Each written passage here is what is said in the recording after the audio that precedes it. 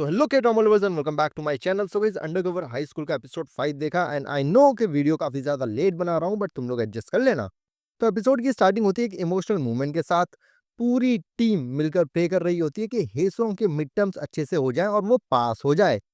And flashback में हम देखते हैं कि कैसे सुआ को शक होने लगता है जब उसके कबर्ड से हेसोंग की पूरी टीम गिर पड़ती है, लेकिन एक परफेक्ट एक्सक्यूज रेडी है। ये सब उसके पार्ट टाइम जॉब के दोस्त थे जो सरप्राइज देना चाहते थे। एंड जब सुआ अभी भी शक कर रही होती है तो हेसेयोंग सिंपली बेहोश होने का नाटक करता है। एंड अब बात करते हैं थोड़े रोमांस की। योंगहुन अभी भी मीजुंग के साथ हुई केस के बारे में सोच रहा होता है, लेकिन जब उसने मीजुंग को ये बताया, she did not take it well.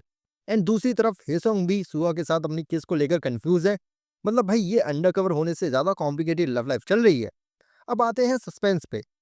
सुआ अभी भी हेसोंग को लेकर डाउटफुल है। जब वो उसके बिल्डिंग से निकल रही होती है तो उसके कार पे उसका फोन नंबर नोटिस करती है। वो अपनी कलीग रियान को ये बताती है, लेकिन उनकी बातचीत उसकी मॉम सुन लेती हैं। और फिर एक जबरदस्त फनी मोमेंट आता है। सुआ ड्रंकन स्टेट में हेसोंग के घर पहुंच जाती है। अपना हेसोंग अपनी आवाज चेंज करके एक औरत की तरफ बात करने की कोशिश करता है, लेकिन लकीली सुओ की माँ आ जाती हैं और उसे घर ले जाती हैं।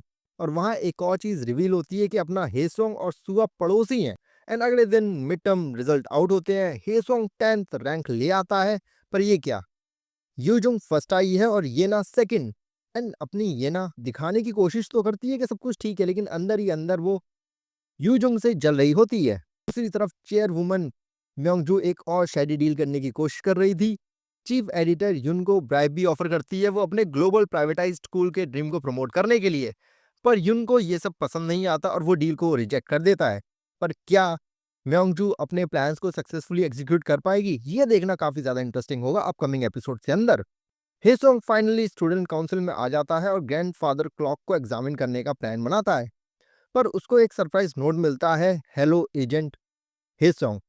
एंड ये नोट देखकर हेसोंग और उसकी टीम टेंशन में आ जाती है और डायरेक्टर किम को बताते हैं। वो इमीडिएटली स्कूल के स्टाफ को इन्वेस्टिगेट करने का ऑर्डर देते हैं। Meanwhile principal Park secretly CCTV footage को डिलीट करवाता है, और ये सब उसने किया म्योंगजू के कहने पे।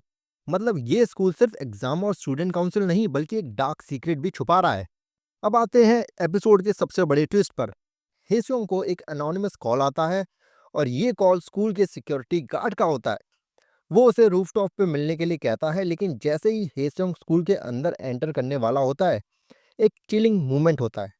ग्रैंडफादर क्लॉक अचानक से बजने लगती है और एक इंसान रूफटॉप से नीचे गिरता दिखाई देता है, और वो है सिक्योरिटी गार्ड।